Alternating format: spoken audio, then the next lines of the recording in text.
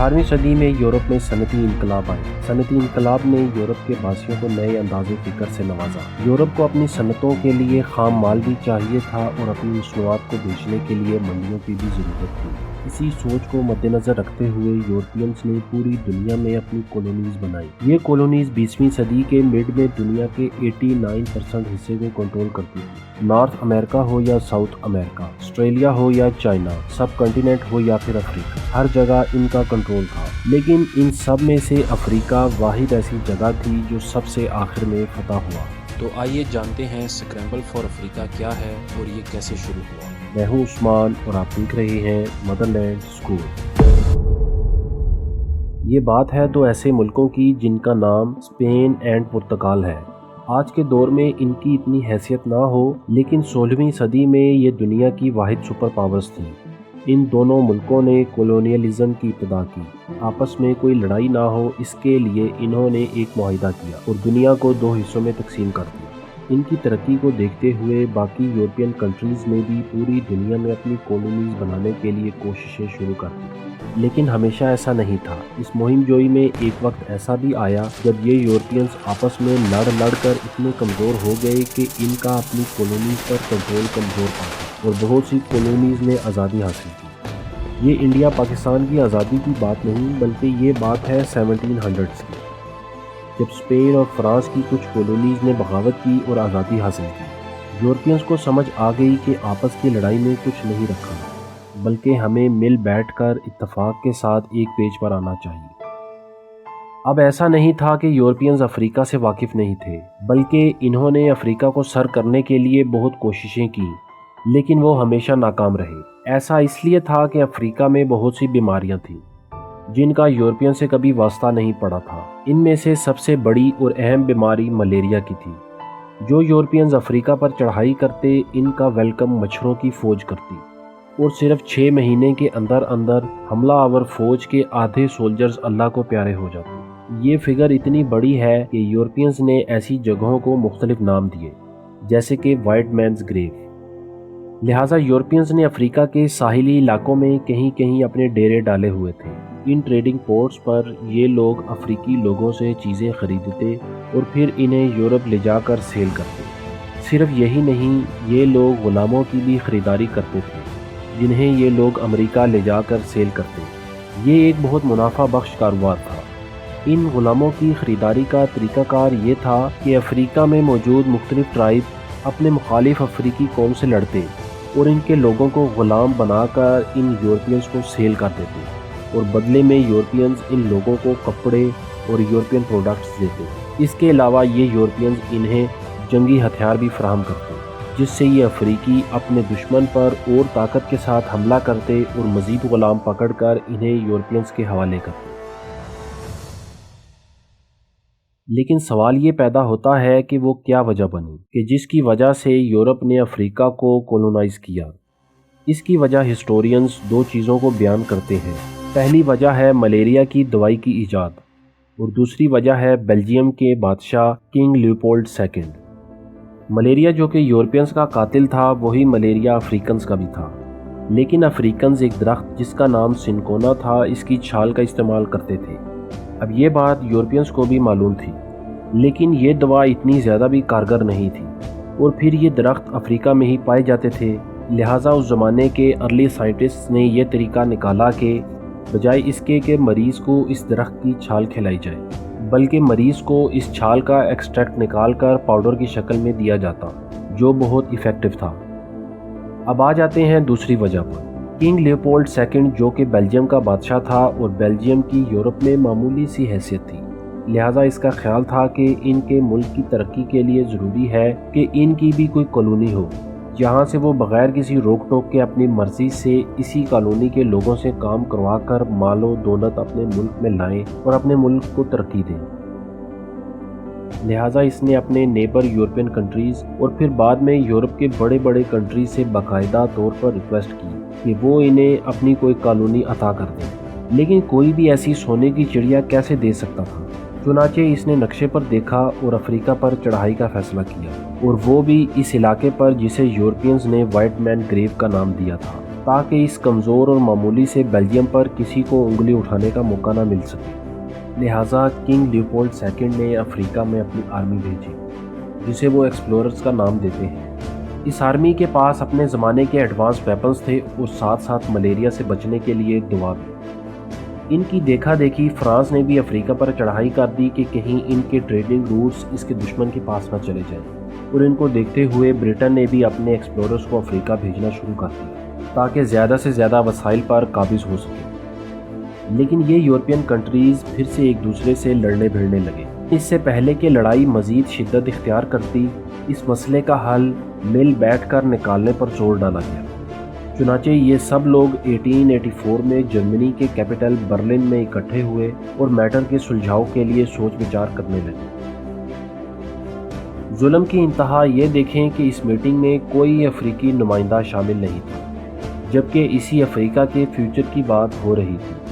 یہ جو پکچر آپ کو اسکرین پر نظر آ رہی ہے، یہ کوئی فکشن آرٹ نہیں، بلکہ سچ میں ہو بہو ایسا ہی تھا۔ یہ میٹنگ کنگ لیوپولڈ سیکنڈ کی درخواست پر بلوائی گئی تھی۔ بیلجیم ایک کمزور ملک تھا اور یورپ کے طاقتور ملکوں سے لڑ تو سکتا نہیں تھا، لہٰذا اس نے یہ میٹنگ بلوائی۔ ہر یورپین کنٹری کا کہنا تھا کہ وہ آج نہیں بلکہ کئی دہائیوں پہلے سے اس خطے میں مہم جوئی کر رہا ہے، لہٰذا یہ علاقہ اس کا ہے، جبکہ دوسری کنٹریز کا کہنا تھا کہ آپ تو چلے گئے تھے، اس کے بعد ہم آئے تھے، لہٰذا یہ علاقے ہمارے ہیں۔ تیسرا کہتا تھا کہ وہ ان علاقوں میں کئی سالوں سے ٹریڈ کر رہا ہے، لہٰذا در حقیقت یہ علاقے اس کے ہیں۔ یہ میٹنگ تقریباً 1 مہینہ جاری رہی اور اس کے نتیجے میں ایک جنرل ایکٹ بنایا گیا۔ اس ایکٹ میں بہت سے نکات پر فوکس کیا گیا۔ نمبر 1، پوری دنیا کے غلاموں بالخصوص افریقہ کے غلاموں کو آزاد انسان کی حیثیت دی جائے۔ نمبر 2، بیلجیم نے جو افریقہ میں اپنی کالونی بنائی ہے اس پر بیلجیم کا حق مانا گیا۔ نمبر 3، 14 یورپین پاورز اس بات پر ایگری ہوئی کہ پورے افریقہ میں فری ٹریڈ ہوگی، صرف وہی کالونی مانی جائے گی جس پر مؤثر قبضہ ہوگا۔ اور مؤثر قبضہ کیا ہے؟ اس کا مطلب یہ ہے کہ مقامی لیڈرز کی رضامندی شامل ہوگی اور یورپین کنٹری کا وہاں جھنڈا لہرائے گا اور باقاعدہ طور پر وہاں پر گورننس سسٹم ہوگا۔ اس معاہدے کی منظوری کے بعد سب ممالک اپنے کام پر لگ گئے۔ یہ یورپینز افریقہ میں مقامی قبائلی سرداروں سے ملتے اور انہیں تحفے تحائف دیتے اور ان سے 3 صفحوں پر مشتمل ایگریمنٹ پر سائن کروا لیتے، یا پھر انہیں ڈراتے دھمکاتے کہ اگر ہمارے ساتھ معاہدہ نہیں کیا تو کوئی اور آ جائے گا اور زبردستی آپ لوگوں کو یہاں سے مار بھگائے گا، ہم آپ کو تحفظ بھی دیں گے اور اسی طرح تحفے تحائف دیتے رہیں گے۔ چنانچہ یہ ان پڑھ سردار معاہدے پر سائن کر دیتے۔ یورپ میں انڈسٹریز کے لیے تیل چاہیے تھا، گاڑیوں کے ٹائرز کے لیے ربر درکار تھی، اس کے علاوہ سونا، چاندی اور ڈائمنڈ کی مائننگ بھی کرنی تھی۔ اس کے علاوہ یہ یورپینز لوکل لوگوں پر ٹیکس لگاتے۔ اب افریقہ میں پیسوں کا کوئی چال چلن تو تھا نہیں، تو یہ لوگ بارٹر ٹریڈنگ کرتے تھے، لہٰذا یہ لوگ بدلے میں کام کرتے اور اپنا ٹیکس ادا کرتے۔ اس افریقن کولونائزیشن میں برٹن اور فرانس سب سے آگے تھی۔ اس معاہدے کے فوراً بعد فرانس نے ویسٹ افریقہ پر قبضہ جمانے کے لیے فوجیں روانہ کر دی۔ فرانس نے لیبیا کو چھوڑ کر عرب زبان بولنے والے پورے شمالی افریقہ پر قبضہ کر لیا اور ساتھ ساتھ مغربی اور سینٹرل افریقہ میں بھی اپنی کالونیز بنا لی۔ اسی طرح برٹش نے نارتھ میں سوڈان پر قبضہ کیا اور ساؤتھ میں ساؤتھ افریقہ پر قبضہ کرنا شروع کر دیا۔ برٹن کی کالونیز میں ایجپٹ، گولڈ کوسٹ جو اب گھانا کہلاتا ہے، نائجیریا، زمبابوے اور ساؤتھ افریقہ کی کالونیز شامل تھیں۔ اسی طرح جرمنی، اسپین اور دیگر یورپی ممالک نے جس قدر ہو سکتا تھا قبضہ کرنا شروع کر دیا۔ بیلجیم نے اس جگہ کو کالونی بنایا جو بیلجیم سے 77 ٹائم بڑی تھی۔ کنگ لیوپولڈ سیکنڈ نے کانگو پر قبضہ کیا، یہ کہہ کر کہ وہ ان لوگوں کو سویلائزڈ اور آزاد بنائیں گے، مگر اس کا 23 سال کا دور صرف ظلم کی داستانوں سے بھرا ہوا ہے۔ بچوں، عورتوں، بوڑھوں اور جوانوں کو زبردستی ربر اکٹھی کرنے کے لیے جنگلوں میں بھیج دیا جاتا تھا۔ جو ایسا نہ کرتا سزا کے طور پر اس کے جسم کا کوئی حصہ کاٹ دیا جاتا۔ 1888 میں ڈنلوپ نے ہوا والے ٹائر ایجاد کی اور جہاں ٹائر کی مانگ بڑھنے سے کنگ لیوپولڈ کی دولت میں اضافہ ہوا، وہاں کانگو کے رہنے والے افریقیوں کی زندگی اور زیادہ قیامت میں بدل گئی۔ جو لوگ چپ چاپ کام کرتے رہتے انہیں کچھ نہ کہا جاتا، جو لوگ غلامی قبول نہ کرتے انہیں مار دیا جاتا۔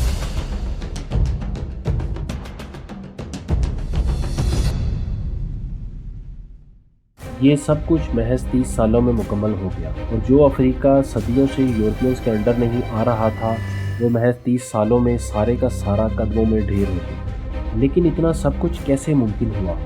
اس کا جواب ہسٹورینز کے مطابق ہے ٹیکنالوجی۔ اس چھوٹے سے لفظ میں سب کچھ سما سکتا ہے۔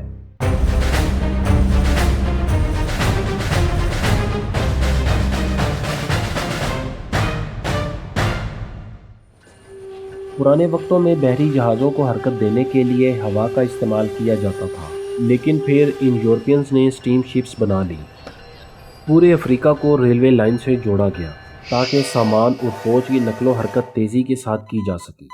ٹیلی گراف کی تار پورے افریقہ میں بچھائی گئی تاکہ معلومات تیز تر ہو سکے۔ اس زمانے میں بندوق تو ایجاد ہو چکی تھی، مگر تلواروں اور تیروں کا رواج عام تھا۔ توپ خانے بھی استعمال ہو رہے تھے، مگر یورپینز ہر چیز میں آگے تھے۔ ان کے پاس بندوق کی جگہ پر مشین گن آ گئی تھی، جو 1 منٹ میں ایک نہیں بلکہ 600 گولیاں برساتی تھی۔ یہی نہیں، یہ لوگ چاپلوسی اور جھوٹ فریب میں بھی ماہر تھے۔ ڈیوائیڈ اینڈ رول کی پالیسی اپنائی گئی اور چند لاکھ لوگ کروڑوں لوگوں پر راج کرنے لگے۔ اس سارے گھن چکر میں صرف ایتھوپیا واحد ایسا کنٹری تھا جہاں پر یورپینز کا راج نہیں تھا۔ اس کولونائزیشن میں سب سے آگے برٹشرز تھے، جنہیں ہم انگریزوں کے نام سے بھی جانتے ہیں۔ یہ انگریز افریقہ کے علاوہ سب کنٹیننٹ یعنی کہ موجودہ انڈیا، پاکستان اور بنگلہ دیش پر بھی قابض تھے۔ اپنے عروج کے دور میں یہ لوگ 42 کروڑ لوگوں پر راج کرتے تھے۔ 19 سینچری کے اینڈ تک انہی کالونیز کی وجہ سے برٹن دنیا کا پاور ہاؤس اور مینوفیکچرنگ ہب بن گیا تھا۔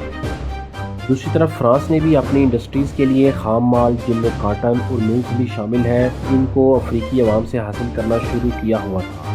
اب ایسا نہیں تھا کہ بہتری کے لیے کوئی اقدامات نہ کیے گئے تھے، بلکہ روڈز بنائی گئیں، ریلوے کا نظام بنایا گیا، سکولز بنائے گئے، ٹیکس کا ڈپارٹمنٹ بنایا گیا۔ لیکن یہ سب کچھ افریقنز کی مرضی سے نہیں ہو رہا تھا، بلکہ یہ سب کچھ اپنی سہولت کے لیے بنایا جا رہا تھا۔ کولونائزیشن ہمیشہ پلاننگ کے ساتھ ہوتی ہے، اور یہ بات یورپینز کو معلوم تھی۔ آپ آبزرو کریں گے کہ جہاں جہاں بھی یورپینز نے کولونائزیشن کی، وہاں پر انہوں نے بہترین روڈز بنائی، ریلوے ٹریک بنائے، ٹیلی گراف اور ٹیلی فون کی لائنز بچھائیں، ٹیکس سسٹم بنایا، جوڈیشل سسٹم بنایا، فوج اور پولیس کے ادارے بنائے، ہر چیز کو مینیجیبل طریقے سے کنٹرول کیا، اور یہاں کا پیسہ اپنے ملک میں لے کے جاتے رہے۔ اس ظلم و ستم کو یورپینز کوئی گناہ یا برا نہیں سمجھتے تھے، بلکہ ان کا خیال تھا کہ یہ لوگ سیویلائزڈ اور امن پسند لوگ ہیں، لہٰذا ان کا فرض ہے کہ یہ لوگ باقی دنیا کے لوگوں کو تہذیب و تمدن سے روشناس کروائیں۔ اس پاگل پن کو یورپینز وائٹ مین برڈن کا نام دیتے تھے۔ ان افریقنز کو یورپین طرز پر رہنے پر زور ڈالا جاتا۔ جو شخص ویسٹرن کلچر کو اپناتا تھا اس کے سروائیول چانسز سب سے زیادہ ہوتے تھے، لیکن یہ سب کچھ آگے چل کر پھر سے ختم ہو گیا، جس کی وجہ تھی ورلڈ وار۔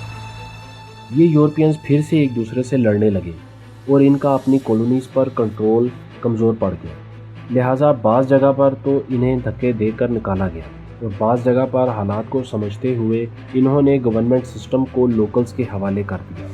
لیکن یہ یورپینز یہاں نہیں رکے، بلکہ نئے انداز سے، نئی ٹیکنالوجی سے دنیا پر پھر سے قابض ہو گئے۔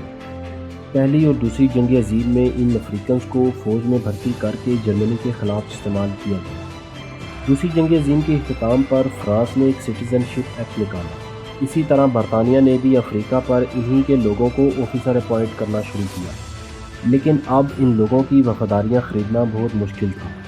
پوری دنیا میں لوگ ان یورپینز کے خلاف کھڑے ہو گئے۔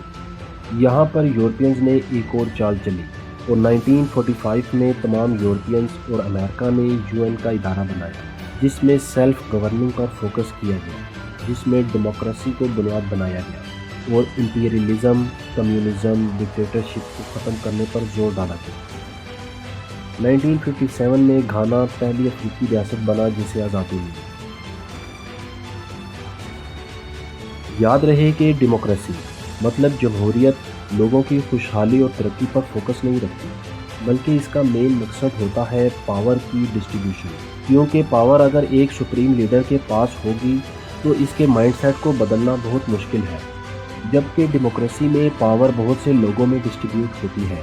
अब कोई शख्स उनकी पसंद का ना हो या फिर कोई शख्स अपने मुल्क की तरक्की के लिए कोई ऐसा बड़ा काम करना चाहता हो जिससे वो अपने मुल्क को इनकी जदीद गुलामी से निकाल सके, तो ऐसे आदमी के पास एक तो इतनी पावर्स नहीं होती, और दूसरा अगर वो कुछ करना भी चाहे तो ऐसे शख्स को हटाना बहुत आसान होता है। बहरहाल ये एक अलहदा टॉपिक है जिस पर फिर कभी बात करेंगे। आज के लिए इतना ही, दुआओं में याद रखिए, और जो बात समझ नहीं आई इसके लिए नीचे कमेंट सेक्शन में आप पूछ सकते हैं।